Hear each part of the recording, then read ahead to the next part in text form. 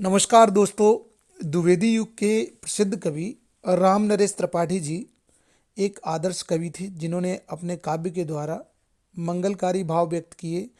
जीवन संदेश कविता जो यहाँ पर जिसके बारे में चर्चा होने वाली है, उसमें उन्होंने बताया है कि सूर्य, चंद्रमा आदि प्रकृति के सभी तत्व सतत कर्म में लगे रहते हैं, इसीलिए मनुष्य को भी कर्मरत रहना चाहिए। कर्तव्य से विमुख होकर वह उचित नहीं करता। उसे ध्यान रखना चाहिए कि जिस मातृभूमि ने उसे चलना फिरना, बोलना, खेलना, ये सब कुछ सिखाया है, उसके प्रति उसका बहुत बड़ा दायित्व है। अतः मनुष्य को संसार के हितकारी कार्य करते रहना चाहिए, चाहे परिस्थितियां विपरीत ही क्यों न हो। दोस्तों, इस कविता के बारे में जो जीवन संदेश है, इसकी काव्यात्मक पंक्तियां भी पढ़ेंगे और संक्षिप्त व्याख्या भी करेंगे। लेकिन इससे पहले मेरा एक निवेदन है कि यदि आप इस चैनल पर नए हैं तो चैनल को सब्सक्राइब भी कर लें और नोटिफिकेशन पाने के लिए घंटी को भी प्रेस कर दें, ताकि मेरे द्वारा जो भी वीडियो अपलोड किए जाएं वो आप तक पहुंचें। कविता के बोल कुछ इस तरह से हैं। जग में सचर अचर जितने हैं, सारे कर्म निरत हैं। धुन है एक न एक, सभी को सबके निश्चित व्रत हैं। जीवन भर आतप सह वसुधा पर छाया करता है। तुच्छ पत्र की भी स्वकर्म में कैसी तत्परता है।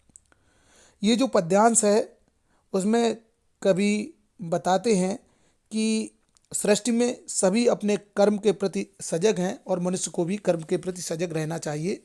संसार में जितने भी चेतन और अचेतन तत्व हैं, वे सभी अपने अपने कर्म में निष्ठापूर्वक संलग्न हैं। इन सभी का कुछ न कुछ निश्चित उद्देश्य है, जिसके अनुसार ये कर्मरत रहते हैं। एक छोटे से पत्ते की भी अपने कर्म के प्रति कितनी जागरूकता है कि वह समस्त जीवन भर भयंकर ताप धूप को सहकर भी पृथ्वी पर छाया करता रहता है। दोस्तों, आगे है कविता के बोल कुछ इस तरह से कि रवि जग में शोभा सरसाता, सोम सुधा बरसाता। सब हैं जगे कर्म में, कोई निष्क्रिय दृष्टि न आता। है उद्देश्य नितांत तुच्छ, तृण के भी लघु जीवन का। उसी पूर्ति में वह करता है अंत कर्म में तन का। यहाँ पर रवि सूर्य और सरसाता मतलब बढ़ाता हुआ, और सुधा का अर्थ होता है अमृत। और कवि ने जो बात की है वो प्रकृति के तत्वों की कर्मशीलता का वर्णन किया और मनुष्य को प्रेरित करने की बात कही है। अपने कर्म में लगा हुआ सूर्य चारों ओर प्रकाश फैलाकर संसार के सौंदर्य को बढ़ाता है। चंद्रमा अपनी शीतल किरणों से अमृत की वर्षा करता है। इस तरह से समस्त सृष्टि के तत्व जागरूक होकर काम में लगे हैं। कर्महीन कोई नहीं दिखाई देता। तिनके के जीवन का भी पूर्णतः छोटा सा महत्वहीन ही सही, पर कुछ उद्देश्य है, और इसी उद्देश्य की पूर्ति में वह अपने कर्म में शरीर का अंत कर देता है। तात्पर्य सीधा सीधा यही है कि अपने छोटे उद्देश्य में ही अपना सारा जीवन लगा देता है। एक छोटा सा तिनका भी अपने जीवन का बहुत बड़ा भाग लगा देता है। आगे कविता का हिस्सा है कि तुम मनुष्य हो। मनुष्य को संबोधित करते हुए कवि कहता, तुम मनुष्य हो, अमित बुद्धि बल विलसित जन्म तुम्हारा। क्या उद्देश्य रहते जग में, तुमने कभी विचारा। बुरा न मानो, एक बार सोचो तुम अपने मन में। क्या कर्तव्य समाप्त कर लिए तुमने निज जीवन में। यहाँ पर कवि मनुष्य को अपने कर्तव्य के प्रति सजग करने की बात कह रहा है, और ये प्रेरित करने वाली बात भी है कि प्रकृति की सारी चीज़ें अपने अपने कर्तव्य में बिल्कुल लगी हुई हैं। कवि का कहना है कि मनुष्य को विचार करना चाहिए कि उसका जीवन अत्यधिक विवेक शक्ति से सुशोभित है। और आगे प्रश्न भी करता है, क्या तुमने कभी विचार किया है कि अपार बुद्धि के बल से युक्त तुम्हारा यह जीवन बिना किसी उद्देश्य के है। इसका निश्चय ही कर्म करते रहना उद्देश्य है। बुरा न मानते हुए तुम्हें एक बार अपने अंतर में विचार कर जानने का प्रयास करना चाहिए कि क्या तुमने मानव जीवन के सभी दायित्व पूर्ण कर लिए हैं। तात्पर्य यह है कि तुमको अपने दायित्वों को पूरा करने के लिए लगातार काम करते रहना चाहिए। आगे की पंक्तियां कुछ इस तरह हैं।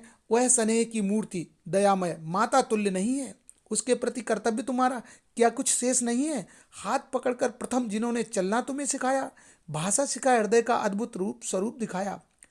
यहाँ पर कवि का कहना है कि दया की मूर्ति जन्मभूमि के उपकारों की ओर मनुष्य का ध्यान आकर्षित करने का प्रयास किया है और बताने का भी प्रयास किया है कि हे मनुष्य, स्नेह की प्रतिमा दया युक्त माता के समान जिस जन्मभूमि ने सबसे पहले तुम्हारा हाथ पकड़कर अपने ऊपर चलना सिखाया और तुम्हें बोलना सिखाकर हृदय के भावना में अनोखे रूप का दर्शन कराया, उस मातृभूमि के प्रति क्या तुम्हारे सभी कर्तव्य पूरे हो गए हैं। क्या अब करने को कुछ भी शेष नहीं बचा है।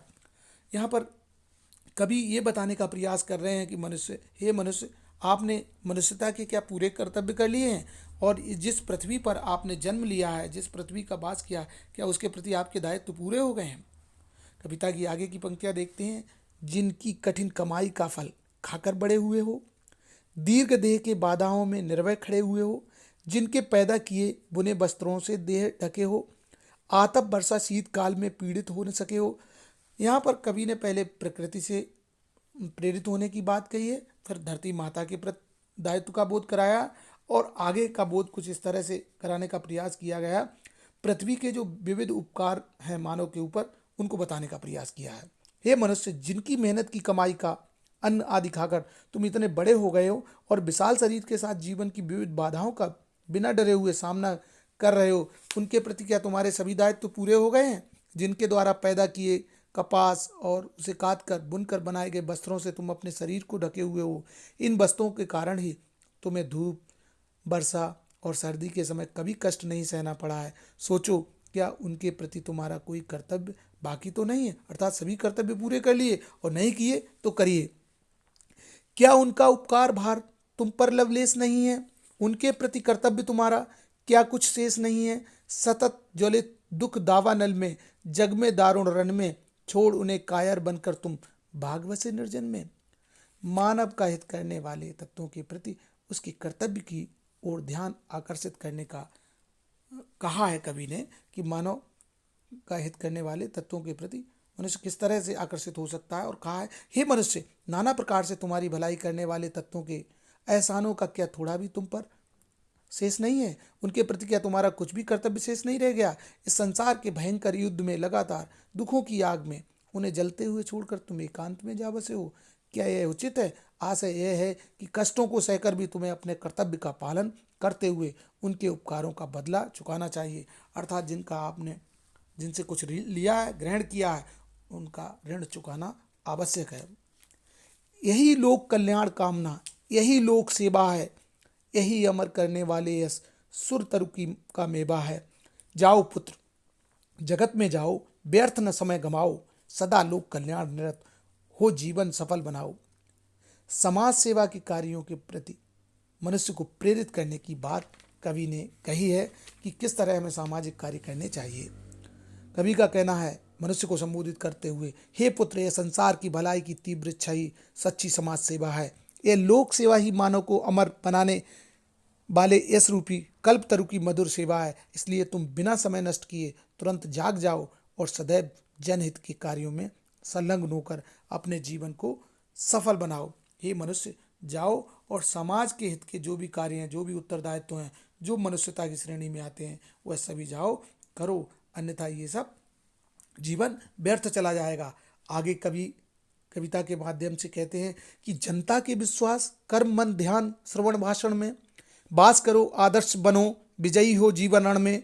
अति अशांत दुखपूर्ण विसंकृल क्रांति उपासक जग में, रखना अपनी आत्मशक्ति पर दृढ़ निश्चय प्रतिपग में। मानव को आत्मशक्ति के आधार पर आदर्श स्थापित करने के लिए कवि का कहना है कि हे मनुष्य, तुम ऐसे बनो कि जनता के कर्म, मन, ध्यान, श्रवण तथा भाषण में निवास करने लगो, अर्थात जनता तुम पर सभी तरह विश्वास करने लगे। तुम महान कार्य करो और जन जन के आदर्श बन जाओ। इस तरह इस जीवन रूपी युद्ध के विजय वीर बन जाओ। अत्यंत अशांति से भरे, दुख में बिखराव युक्त और उपद्रव के पुजारी इस संसार में तुम्हें प्रत्येक कदम पर अपनी आत्मा के बल पर पक्का विश्वास रखना है। तुम्हें तुम्हारे कार्यों में अवश्य सफलता मिलेगी यदि सामान्य जन के काम आओगे। जनता से तात्पर्य सामान्य जन, और कहा जाता है जनता जनार्दन होती है। जो समाज और जनता की कार्य करता है उससे ईश्वर प्रसन्न रहते हैं।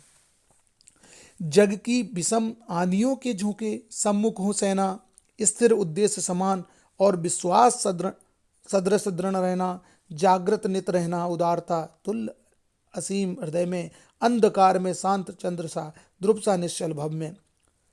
संकटों का सामना करते हुए सहनशील बनने के लिए कभी प्रेरित होने की बात कह रहे हैं, किस तरह से हम संकटों से सामना करें और आगे बढ़ें।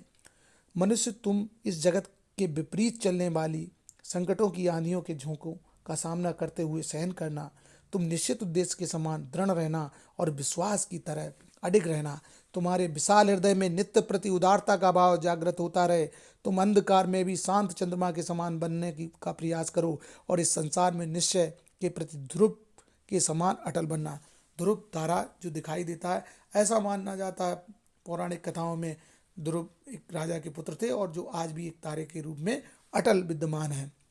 आगे है, जगत नियंता की इच्छा से यह संसार बना है, उसकी ही क्रीड़ा का रूपक यह समस्त रचना है कर्म भूमि जीवों की, यहाँ कर्म से होना, धोखे में पड़ना अलभ्य अवसर से है कर धोना। परमात्मा की इच्छा के फलस्वरूप रचे गए संसार में कर्म से विमुख होना एक अवसर को गंवा देने के समान है। तो हे मनुष्य, परमपिता की परमात्मा की इच्छा से ये सृष्टि बनी है, ये समस्त संसार की रचना उसी परमात्मा की क्रीड़ा का स्वरूप है। यह जगत कर्म की भूमि है, यह कर्म का ही महत्व है, इसलिए कर्म से विमुख होना भ्रम में रहना है, अर्थात एक दुर्लभ अवसर को गंवाना। यदि आपने कर्म छोड़ दिया तो आपका जीवन व्यर्थ जाने वाला है। जगत नियंता जिसने संसार का सृजन किया उसकी भी यही इच्छा है। श्री कृष्ण ने भी गीता में अर्जुन को यही संदेश दिया है, यही उपदेश दिया है कि हमें कर्मरत रहना है, चाहे वो युद्ध ही करना ना पड़े सत्य की स्थापना के लिए। आगे कवि का कहना है कि पैदा कर जिस देश जाति ने तुमको पाला पोसा, किए हुए हैं वह निज हित का तुमसे बड़ा भरोसा, उससे होना उऋण प्रथम है सत कर्तव्य तुम्हारा, फिर दे सकते हो वसुधा को शेष स्वजीवन सारा। राष्ट्र तथा जाति के प्रति कर्तव्य को निभाने की बात कही है। यदि मनुष्य हो तो जिस जाति में जिस राष्ट्र में जन्म लिया है उसके प्रति आहुति देना है, चाहे वो प्राणों की ही क्यों न हो। जिस देश और जाति ने तुम्हें जन्म देकर तथा पाल पोस कर बड़ा किया है वह तुमसे अपने उपकार का बड़ा विश्वास किए हुए है, इसलिए उस देश और जाति के कर्ज को ऋण को से मुक्त होना तुम्हारा श्रेष्ठ कार्य है। इसके पश्चात अपने समस्त कार्य कर लेना। जीवन को पृथ्वी की भलाई में लगा सकते हो, लेकिन सबसे पहले राष्ट्र के कार्यों में लगाना आपका उत्तरदायित्व है। कवि का कहना है कि प्रकृति के सारे उपादान तुम्हें प्रेरणा देते हैं और मनुष्य को इस पृथ्वी के प्रति अपने राष्ट्र के प्रति अपने आप को समर्पित कर देना है और अपने कर्तव्य करते हुए आगे बढ़ते रहना है। कैसी लगी ये कविता और इसकी व्याख्या हमें आप कमेंट्स बॉक्स में लिखिएगा। आपने पूरा वीडियो देखा, आपको धन्यवाद। चैनल पर यदि नए हो, चैनल को सब्सक्राइब नहीं किया तो मेरा निवेदन है कि चैनल को सब्सक्राइब कर लें और घंटी को भी प्रेस कर दें ताकि मेरे वीडियो के नोटिफिकेशन पहुंचते रहें। धन्यवाद।